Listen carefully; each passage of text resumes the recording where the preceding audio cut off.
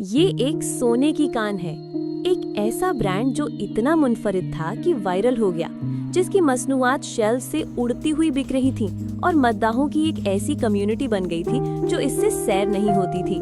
लेकिन इसकी हैरानकुन कामयाबी का राज कोई शानदार मार्केटिंग प्लान नहीं था। ये किसी समझदार सरमायाकार का बड़ा चेक भी नहीं था। ये सिर्फ एक मज़हक़खेज़ गलती थी, लिखाई की एक ऐसी मामूली और अजीम गलती जिसने कारोबार और जिंदगी का सबसे ताकतवर सबक साबित किया कि कभी-कभी आपकी सबसे बड़ी कमजोरी असल में भेस बदले हुए आपका सबसे कीमती असासा होती है। मैं आपको बताता हूँ कि मेरा क्या मतलब है। मुझे आपको एक कहानी सुनाने दे। ये एक ऐसी कहानी है कि कैसे एक सादा सी गलती ने न सिर्फ एक नाकाम होते हुए कारोबार को बचाया, बल्कि इसे एक अजीम दास्तान में बदल दिया। और इसमें एक ताकतवर सबक है जिसे आप आज ही से अपनी जिंदगी में नाफिज कर सकते हैं। इस धमाके को समझने के लिए आपको उस खामोशी को समझना होगा जो इससे पहले थी। क्लारा का तसव्वुर करें, जो साबुन बनाने वाली एक जज्बाती कारीगर थी। उसने अपनी तमाम तर मेहनत अपने फन में डाल दी। कुदरती अज्जा और नाजुक खुशबुओं के साथ खूबसूरत हाथ से बने साबुन तैयार किए। उसने एक छोटी सी पुरसुकून दुकान खोली जिसे उसने क्लारास क्लीन कॉटेज का नाम दिया। ये बहुत प्यारी थी, ये बिल्कुल साफ सुथरी थी और ये मुकम्मल तौर पर नजरअंदाज कर दी गई थी। उसके साबुन हकीकत में बहुत उम्दा थे। उसका लैवेंडर पुरसुकून करने वाला था, उसका सिट्रस तवानाई बख्शने वाला था, उसका ओटमील सुकून देने वाला था। लेकिन हाथ से बनी चीजों से भरी हुई दुनिया में सिर्फ उम्दा होना काफी नहीं था। उसकी दुकान रंगों से चीखती हुई मार्केट में खाकिस्तरी रंग का एक समंदर थी। दिन सुस्त थे, फिक्र मुस्तकिल थी, ख्वाब धुंधला रहा था और उसकी जगह गिरते हुए सरमाए और बढ़ते हुए बिलों की तल्ख हकीकत ले रही थी। क्लारास क्लीन कॉटेज एक बहुत अच्छा ख्याल था जो नाकाम हो रहा था, क्योंकि अच्छा होना भूल जाने के काबिल होता है। वो किताबी तरीकों से सब कुछ कर रही थी, लेकिन वो किताब उसे बराह रास्त दिवालियापन की तरफ ले जा रही थी। उसे किसी मौजज़े की जरूरत थी और जैसा कि मालूम हुआ उसे एक इशारा मिलने वाला था, लेकिन वो नहीं था जिसकी वो उम्मीद कर रही थी। कारोबार बढ़ाने की आखिरी कोशिश में क्लारा ने अपने आखिरी कुछ डॉलर्स अपनी दुकान की खिड़की के लिए एक हाथ से पेंट किए हुए एक बड़े साइन बोर्ड पर लगाने का फैसला किया। ये उसका सबसे बड़ा ऐलान होने वाला था। साइन बोर्ड पर लिखा जाना था, artisan soaps for sensitive souls, यानी हसास रूहों के लिए दस्तकारी साबुन। ये बोर्ड नर्म, खुशामदीद कहने वाला और पाकीज़ा होना था, वो सब कुछ जिसका उसका ब्रांड हामी था। उसने एक मकामी पेंटर को हायर किया जो खुशखती का माहिर था, लेकिन प्रूफ रीडिंग में इतना अच्छा नहीं था। जब साइन बोर्ड डिलीवर हुआ तो क्लारा जल्दी में थी। उसने पेंटर को पैसे दिए और एक दोस्त की मदद से इसे अपने दरवाजे के ऊपर लटका दिया। जब वो सड़क के पार खड़ी होकर उम्मीद की इस नई किरण को देखने लगी तो उसका दिल डूब गया। उस खूबसूरत तहरीर पर ये नहीं लिखा था कि हसास रूहों के लिए साबुन, बल्कि उस पर लिखा था सोप्स फॉर स्काउंड्रल्स, यानी बदमाशों के लिए साबुन।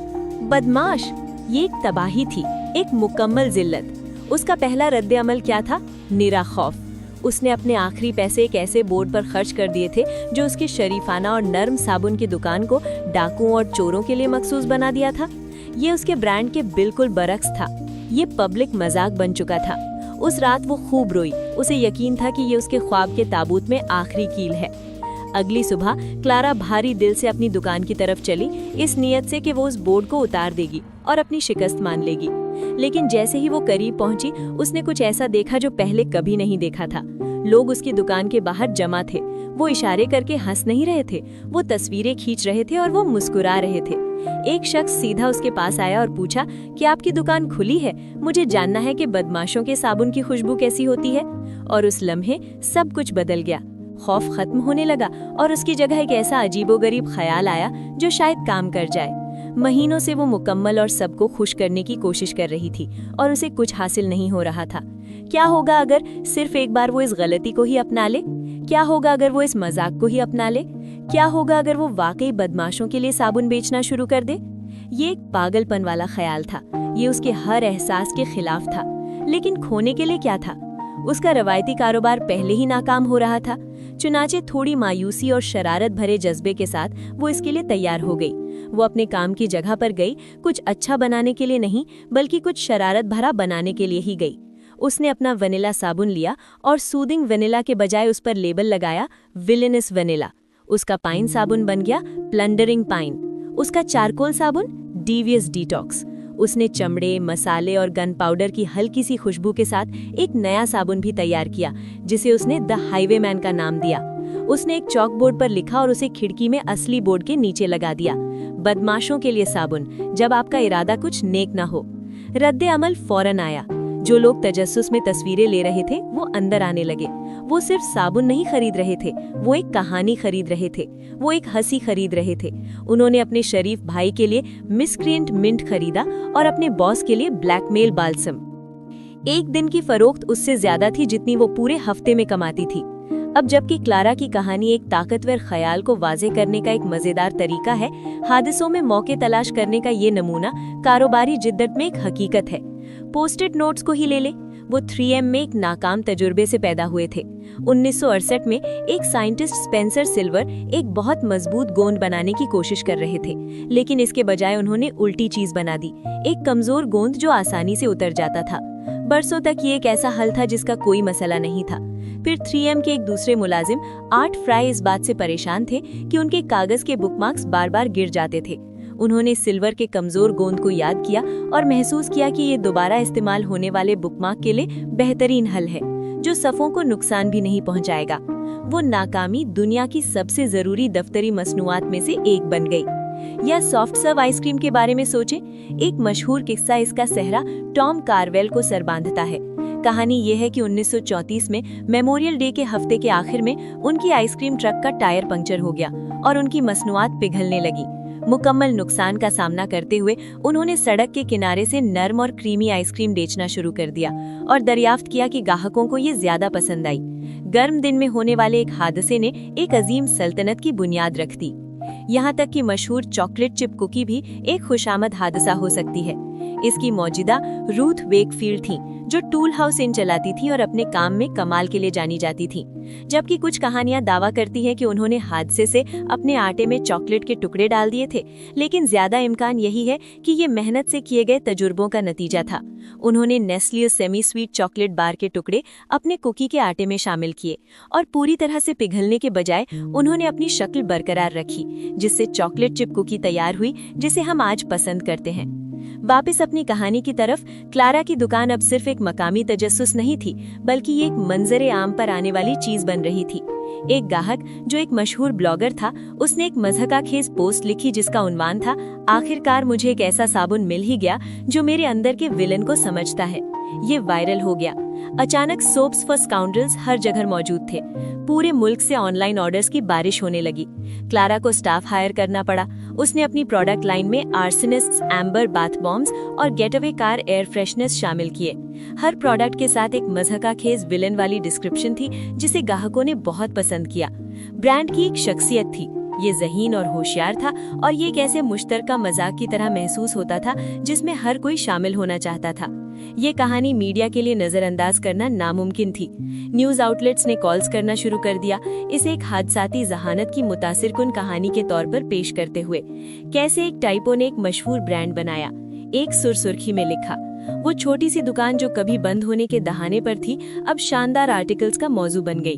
क्लारा, जो कभी नाकामी के डर से खौफजदा थी, अब मार्केटिंग गुरु के तौर पर मानी जा रही थी, सिर्फ इसलिए कि उसने एक नुक्स को अपनाने की हिम्मत की थी। सोप्स फॉर स्काउंड्रल्स सिर्फ एक दुकान नहीं बनी, ये एक मंजिल बन गई। ये कहानी मजाक और नाकामी को एक पहचान में बदलने की ताकत का सबूत था। ये ब्रांड सोने की कान था, इसलिए नहीं क्योंकि वो साबुन बेचता था, बल्कि इसलिए क्योंकि वो एक पहचान बेचता था। इसने लोगों को थोड़ी शरारत करने और गैर मुतवक्के चीजों में खुशी पाने की इजाजत दी। क्लारा की कहानी एक बुनियादी हकीकत को वाज़ेह करती है, जिसे हम बेशुमार हकीकी दुनिया की कामयाबियों में देखते हैं। गलतियां सिर्फ डेटा है, नाकामी सिर्फ फीडबैक है। वो लम्हा जब आपको एहसास होता है कि कुछ बहुत गलत हो गया है, वो अक्सर एक इशारा है जो आपको एक नई गैर दरियाफ्तशुदा दिशा की तरफ ले जाता है। दुनिया ऐसे लोगों से भरी पड़ी है जो परफेक्ट बनने की कोशिश कर रहे हैं, लेकिन कामयाबी अक्सर उन लोगों के लिए होती है जो दिलचस्प बनने की हिम्मत करते हैं। साइन बोर्ड पर टाइपो कभी तबाही नहीं था, ये बिला मिलावट मार्केट रिसर्च था। इसने एक ऐसे हिस्से को वाज़ेह किया जिसका किसी को, खासकर क्लारा को, इल्म नहीं था। वो लोग जो बेजार और पहले से मालूम चीजों से थक चुके थे। वो लोग जो चाहते थे कि उनकी साबुन और शायद उनकी जिंदगी में थोड़ा सा मुनफरिद किरदार हो। अजीम मौके अक्सर हमारी बड़ी गलतियों के अंदर छुपे होते हैं। वो बस इस इंतजार में होते हैं कि हम परेशान होना छोड़ दें और तवज्जो देना शुरू कर दें। क्लीद गलतियों से बचना नहीं है, बल्कि उनको उस नजर से देखने की हिकमत है जो वो हैं। पुरानी रूल बुक को फेंक देना और एक नई कहानी लिखने का मौका। ऐसी कहानी जो मुनफरिद, नामुकम्मल लेकिन कामयाब हो।